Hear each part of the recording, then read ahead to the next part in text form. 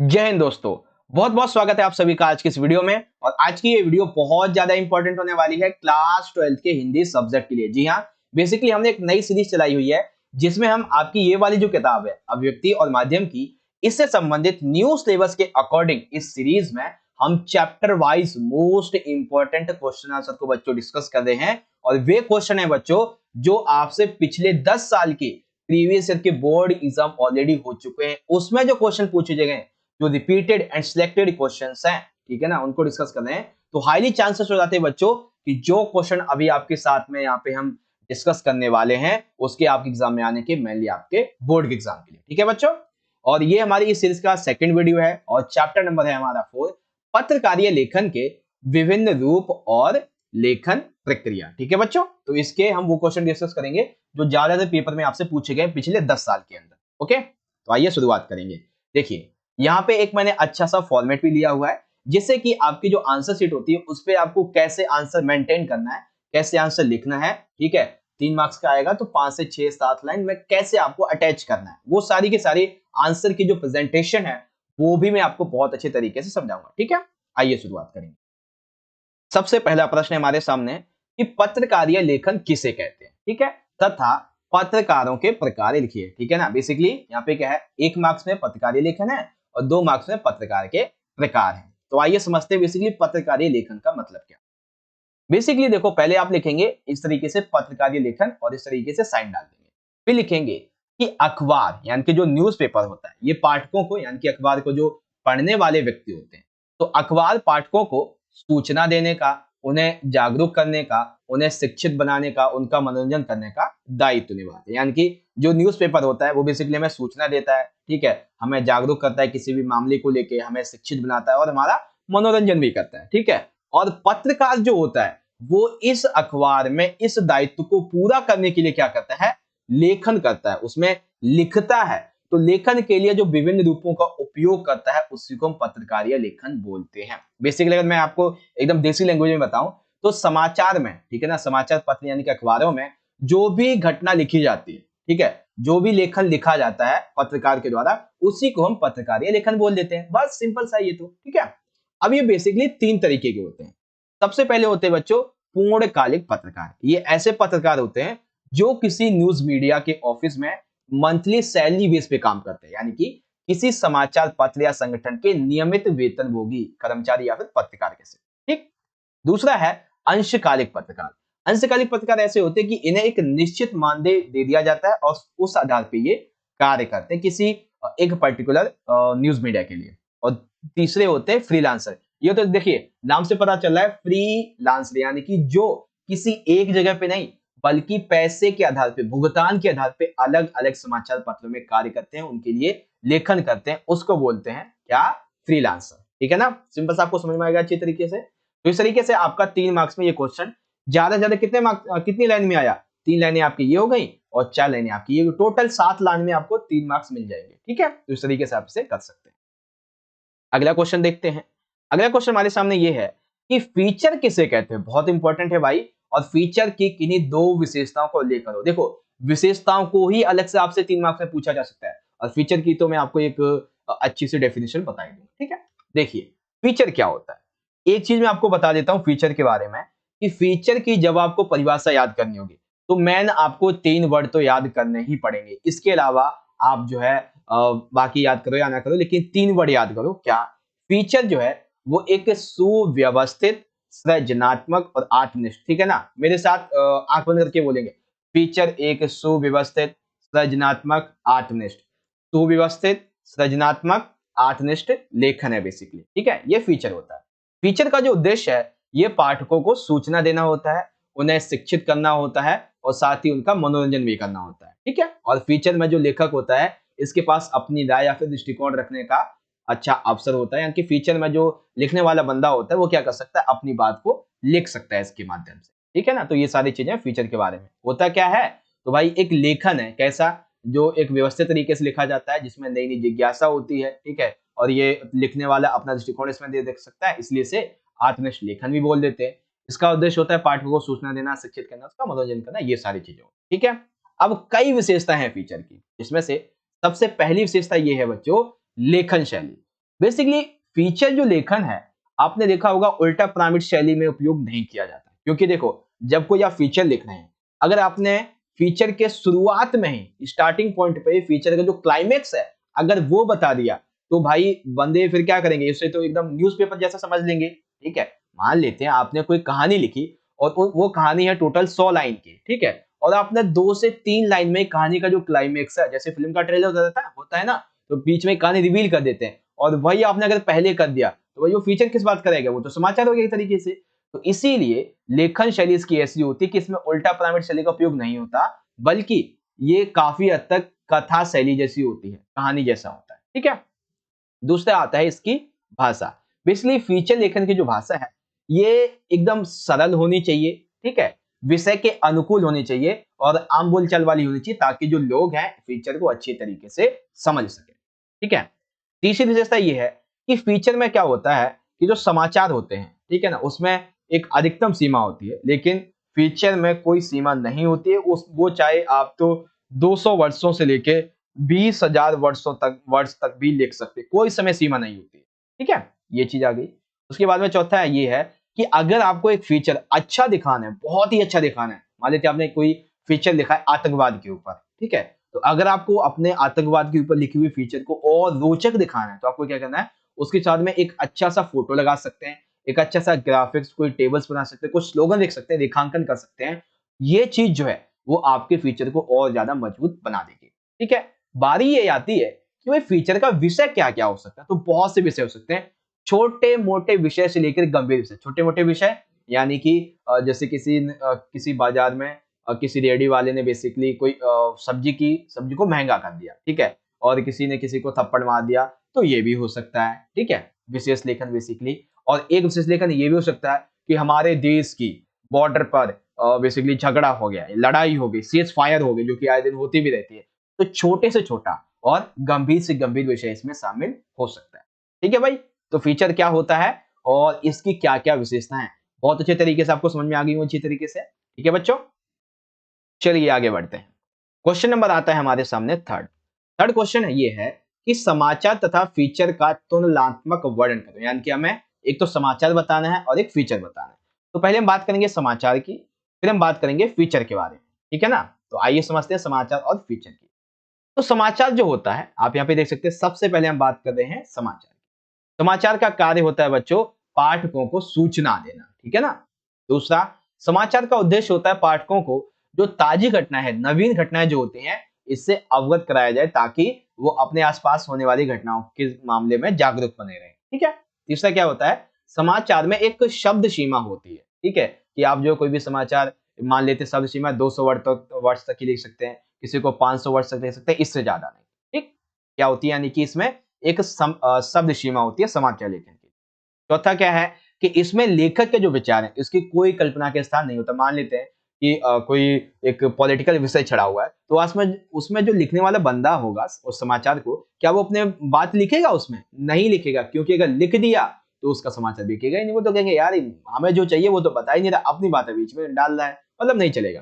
ठीक है, और अगर समाचार जो है अच्छा है और नहीं भी है, डज नॉट मैटर, इसके साथ में फोटो का होना अनिवार्य नहीं है, क्योंकि लोग पढ़कर ही, जो टेक्स्ट होता है ना, उसे पढ़कर ही सारी चीजों को समझ जाते हैं। ठीक है, ये है समाचार की विशेषताएं।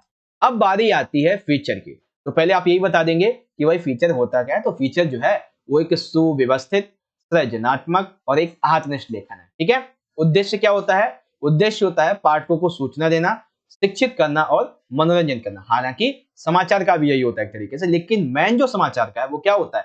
ताजी घटनाओं से अवगत कराना। ठीक है, लेकिन फीचर का क्या होता है? पाठकों को सूचना, शिक्षित और मनोरंजन करना। ठीक है, तीसरा क्या होता है कि फीचर की कोई शब्द सीमा नहीं होती है। ये 200 वर्ष से लेकर 2000 वर्ष तक के भी हो सकते हैं, शब्दों तक हो सकते हैं। ठीक है, चौथा क्या होता है कि फीचर जो है उसमें लिखने वाला जो बंदा है, मान लीजिए मैं कोई फीचर लिख रहा हूं, तो मेरी जो कल्पना है उसमें मैं अपने विचारों को, अपनी कल्पना को स्थान दे सकता हूं। और यदि फीचर को और भी इंटरेस्टिंग बनाना है तो उसके साथ में फोटो या फिर ग्राफिक्स का होना मैंडेटरी होता है। ठीक है भाई, तो फीचर क्या है और समाचार क्या है, इसके बीच में अगर हम डिफरेंस करेंगे तो ये बातें हमारे सामने निकल कर आएंगी। ठीक है भाई, आगे समझ में अच्छे तरीके से क्या बातें हैं यहाँ पे, चलिए आगे बढ़ते हैं क्वेश्चन नंबर 4 की तरफ। प्रश्न है हमारा कि विशेष रिपोर्ट किसे कहते हैं तथा इसके प्रकारों का वर्णन कीजिए। ठीक है भाई, तो विशेष रिपोर्ट होती क्या है पहले हम ये समझते हैं, उसके बाद में इसके प्रकार को समझेंगे। तो समाचार पत्र और पत्रिकाओं में गहरी छानबीन, विश्लेषण और व्याख्या के आधार पे प्रस्तुत की गई रिपोर्ट को विशेष रिपोर्ट बोलते हैं। ठीक है, समझ गए। बेसिकली मान लेते हैं कि समाचार पेज के ना टोटल 10 पेज हैं। इन 10 पेजों में से जो पेज नंबर 1 है, ठीक है ना, इस पेज नंबर 1 पर, चाहे वो पत्रिकाएं हो या फिर समाचार पत्र हो, इस पेज नंबर 1 पर बहुत ही गहरी छानबीन करके, बहुत ही विश्लेषण और अच्छी व्याख्या के आधार पर जो रिपोर्ट प्रस्तुत की जाती है। मान लेते हैं कि हमारे देश का जो प्रधानमंत्री है वो भ्रष्टाचारी है, तो गहरी छानबीन ये हुई कि भ्रष्टाचार का उसका पर्दाफाश हुआ, तो एक एक उसके छोटे से छोटे पॉइंट का विश्लेषण किया गया, उसकी व्याख्या की गई। इसको बोलेंगे विशेष रिपोर्ट। यानी कि विशेष रिपोर्ट क्या है कि कोई भी समाचार पत्र या पत्रिका जब अपनी पूरी कोशिश करके गहरी छानबीन से विश्लेषण करके व्याख्या करके कोई रिपोर्ट प्रस्तुत करता है, उसको विशेष रिपोर्ट बोलते हैं। ठीक है भाई। अब ये विशेष रिपोर्ट 4 प्रकार की होती है। सबसे पहली आती है बच्चों खोजी रिपोर्ट। खोजी रिपोर्ट क्या होती है? जिस रिपोर्ट में पत्रकार उन सूचनाओं को और तथ्यों को छानबीन करके जनता के सामने लाता है जो पहले कभी समक्ष सामने ना लाए गए हो जनता के। यानी कि खोजी रिपोर्ट यानी कि ऐसे सूचनाएं, ऐसे तथ्य जिन्हें पत्रकार गहरी छानबीन करके जनता के सामने लाता है जो उससे पहले कभी किसी और ने नहीं लाए होते। ठीक है।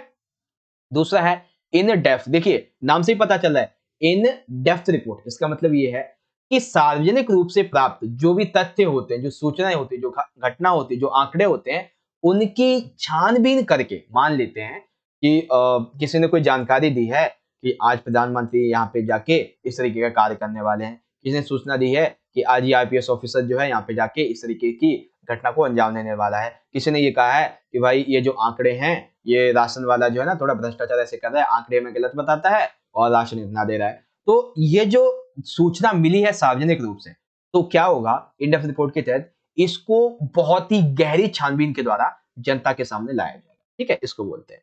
तीसरी है विश्लेषणात्मक रिपोर्ट। इसमें क्या होता है कि इस रिपोर्ट में कोई भी जो समस्या होती है या फिर कोई घटना होती है, बेसिकली क्या है, कोई घटना या फिर समस्या की यहाँ पे बात हो रही है, तो ये उससे जुड़े तथ्यों को विस्तार से विश्लेषण करके व्याख्या करता है। ठीक है। और चौथी आती है विवरणात्मक रिपोर्ट। इसमें यह होता है कि जिस रिपोर्ट में समस्या का विस्तृत वर्णन और बारीक से बारीक तथ्य को उद्घाटित किया जाता है, उसको विवरणात्मक रिपोर्ट बोला जाता है। ठीक है भाई, तो समझ में आ गया आप सभी को विशेष रिपोर्ट क्या होती है, खोजी रिपोर्ट, इन डेप्थ रिपोर्ट, विश्लेषणात्मक रिपोर्ट और विवरणात्मक रिपोर्ट क्या होती है, सारी चीजें। ओके, चलिए आगे बात करते हैं। अच्छा देखिए, अगर अभी तक आपने वीडियो को लाइक नहीं किया है तो आप वीडियो को लाइक कर दीजिए। ठीक है ना, जितनी अच्छी तरीके से मैं आपको समझा रहा हूं, आई होप आपको समझ में आ रहा होगा। अगर फिर भी कोई डाउट, कोई क्वेश्चन रह जाती है तो आप हमें इस वीडियो के कमेंट बॉक्स में पूछ सकते हैं या फिर डिस्क्रिप्शन बॉक्स में ना हमारा जो इंस्टाग्राम है इसका लिंक मिल जाएगा, यहाँ से जाके आप जो है हमें अपने क्वेश्चन को पोस्ट कर सकते हैं। ठीक है, जैसे ही टाइम मिलेगा आपको आपके सवाल का जवाब दे दिया जाएगा। ओके, चलिए अगला प्रश्न है हमारे सामने ये कि पत्रकारीय लेखन एवं सृजनात्मक लेखन में अंतर। देखिए अभी हमने क्या देखा था, अभी हमने देखा था कि भाई समाचार, ठीक है, समाचार में और जो फीचर होता है इसमें क्या अंतर होता है। अब हमारे सामने प्रश्न है पत्रकारीय लेखन में और सृजनात्मक लेखन में क्या अंतर होता है। काफी छोटा सा प्रश्न है, आइए कैसे समझेंगे। सबसे पहले हम लिखेंगे पत्रकारीय लेखन, ठीक है ना। तो पत्रकारीय लेखन का एक इसका जो संबंध है वो बेसिकली समसामयिक और वास्तविक घटना और मुद्दों से होता है। यानी कि ऐसे घटनाएं, ऐसे मुद्दे जो उस समय घटे हुए हों और वास्तविक रूप से सच हो, इसका संबंध उससे होता है। ठीक है, यह अनिवार्य रूप से तात्कालिक और पाठकों की रुचियों और जरूरतों को ध्यान में रखकर किया जाता है। मान लेते हैं पाठकों की रुचि है कि उसे सीमा के बॉर्डर के आसपास के जो बेसिकली डिस्प्यूट है उसके बारे में जानना है और आप लिख रहे हैं यहाँ पे व्यापार के बारे में, तो क्या कि उसे देखेगा? नहीं।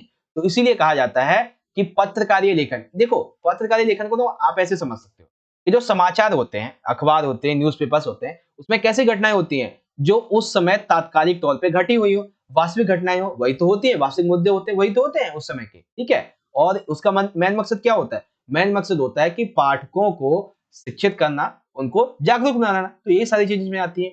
लेकिन सृजनात्मक इससे थोड़ा सा अलग है।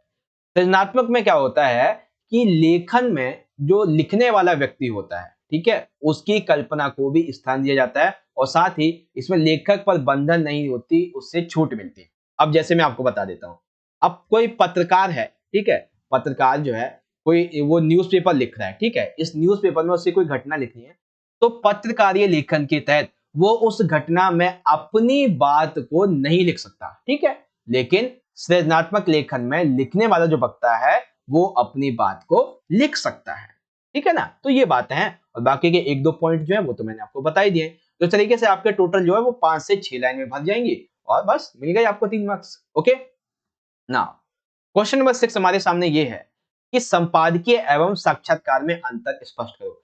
संपादकीय क्या होता है और साक्षात्कार क्या होता है? सिंपल सिंपल सा क्वेश्चन है, अच्छे तरीके से समझ जाएंगे। देखिए, पहले बात करेंगे संपादकीय के बारे में, ठीक है। बेसिकली संपादकीय को अखबार की आवाज माना जाता है। तो 1 मार्क्स का एमसीक्यू आपका कंप्लीट हो गया कि भाई अखबार की आवाज किसे माना जाता है? तो किसे मानते हैं बच्चों? संपादकीय को मानते हैं। क्यों भाई? क्योंकि संपादकीय किसी व्यक्ति विशेष के विचार नहीं होते, यानी कि संपादकीय जो है वो किसी एक व्यक्ति के कोई उसके पर्सनल विचार नहीं होते हैं, ठीक है ना, इसीलिए इसे अखबार की आवाज माना जाता है, ठीक है। संपादकीय का दायित्व होता है, दायित्व जो है बेसिकली वो किसका किसका होता है? संपादक का और उसके सहयोगी का, यानी कि जो भी जिसे हम अखबार की आवाज मानते हैं उसका दायित्व किसके हाथों में होता है? संपादक और उसके सहयोगियों पर।